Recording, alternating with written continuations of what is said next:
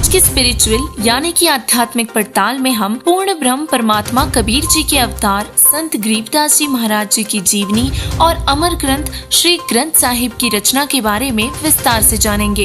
तो चलिए शुरू करते हैं आज का कार्यक्रम। काल ज्योति निरंजन के 21 ब्रह्मांडों में से एक पृथ्वी भी है, जिसमें हम सभी रह रहे हैं।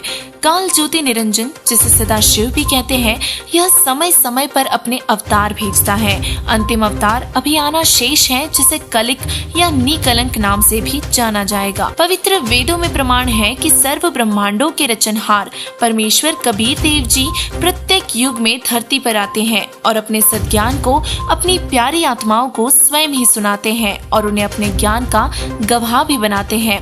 कलयुग में परमेश्वर कबीर साहिब जी ने अपने निज धाम सतलोक से आकर अपनी पुण्य आत्माओं जैसे कि संत गरीबदास जी गांव छुड़ानी जिला झज्जर हरियाणा वाले आदरणीय नानक देव जी, पवित्र सिख धर्म के प्रवर्तक आदरणीय दादू दास जी, आदरणीय धर्मदास जी बांधवगढ़ मध्य प्रदेश वाले आदरणीय मुलुकदास जी, आदरणीय घीसा दास जी खेखड़ा गांव मेरठ उत्तर प्रदेश वाले, इन 6 आत्माओं को अपना शिष्य बनाया। तो आज हम आपको परमेश्वर कबीर जी की प्यारी आत्मा संत गरीबदास जी महाराज जी के अवतार के बारे में विस्तार से जानकारी देंगे। आदरणीय गरीबदास साहिब जी का जन्म हरियाणा के जिला झज्जर गांव छुड़ानी में सन 1717 में जाटों के एक प्रसिद्ध धनखड़ परिवार में पिता श्री बलराम जी और माता श्रीमती रानी देवी जी के यहाँ हुआ था। गांव छुड़ानी में गरीबदास जी महाराज जी का नानका था। इनके पिताजी श्री बलराम जी का विवाह गांव छुड़ानी में शिवलाल सिहाग की बेटी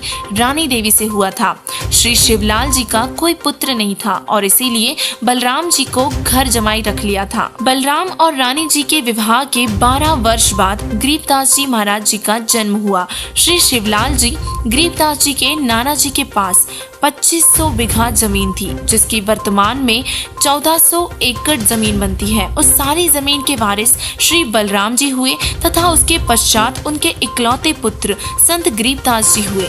गरीबदास जी बचपन से ही अन्य ग्वालों के साथ गौ चराने जाया करते थे। कबलाना गांव की सीमा से सेट नला खेत में 10 वर्ष के बालक गरीबदास जी झांडी के पेड़ के नीचे प्रांत 10 बजे अन्य ग्वालों के साथ जब भोजन कर रहे थे, तभी वहां से कुछ ही दूरी पर सत्य पुरुष कबीर साहिब जी जिंदा महात्मा के रूप में सतलोक से अवतरित हुए। संत गरीबदास जी महाराज जी को साहिब कबीर जी के दर्शन 10 वर्ष की आयु में सन 1727 में नला नामक खेत में हुए थे। परमेश्वर कबीर साहिब जी सतलोक से आए और पृथ्वी पर उतरे तथा रास्ते रास्ते कबलाना की ओर छुड़ानी को जाने लगे। जब ग्वालों के पास आए तो ग्वालों ने कहा कि बाबा जी आओ खाना खाओ। परमेश्वर जी ने कहा कि खाना तो मैं अपने गांव से खाकर चला था। ग्वालों ने कहा कि महाराज खाना नहीं खाते तो दूध तो आपको अवश्य ही पीना पड़ेगा। हम अतिथियों को कुछ खाए पिए बिना नहीं जाने देते।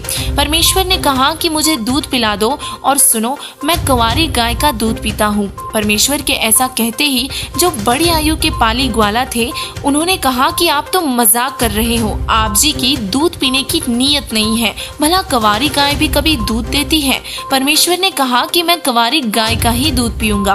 परमेश्वर के अपनी बात को दोहराने पर बालक गरीबदास जी ने एक बच्चिया जिसकी आयु 1.5 से 2 वर्ष की थी, जिंदा बाबा के पास लाकर खड़ी कर दी। परमात्मा ने बच्चिया की कमर पर आशीर्वाद भरा हाथ रखा। परमात्मा के हाथ रखते ही बच्चिया के स्तन लंबे हो गए। स्तनों से अपने आप दूध निकलने लगा। मिट्टी का पात्र भर जाने पर दूध निकलना बंद हो गया। पहले जिंदा बाबा ने दूध पिया और फिर शेष दूध को अन्य पाली ग्वालों को पीने के लिए कहा तो बड़ी आयु के ग्वाले कहने लगे कि बाबा, जिंदा कुंवारी गाय का दूध तो पाप का दूध है और हम इस पाप के दूध को नहीं पिएंगे। संत गरीबदास जी पुण्यात्मा थे और इसीलिए उन्होंने कहा कि हे बाबा जी, आपका झूठा दूध तो अमृत है, मुझे दीजिए। बालक पुरुष संत गरीबदास जी ने शेष दूध पिया, जिसके बाद परमेश्वर जिंदा वेशधारी कबीर जी ने संत गरीबदास जी को ज्ञान उपदेश दिया तथा प्रथम उपदेश देकर तत्व ज्ञान बताया। संत गरीबदास जी ने कबीर परमात्मा जी से आग्रह किया कि मुझे आपका गांव दिखा दो बाबा जी। संत गरीबदास जी के अधिक आग्रह करने पर परमेश्वर कबीर जी ने बालक गरीबदास जी को सतलोक दिखाया। रास्ते में एक ब्रह्मांड में बने सर्व लोकों को दिखाया।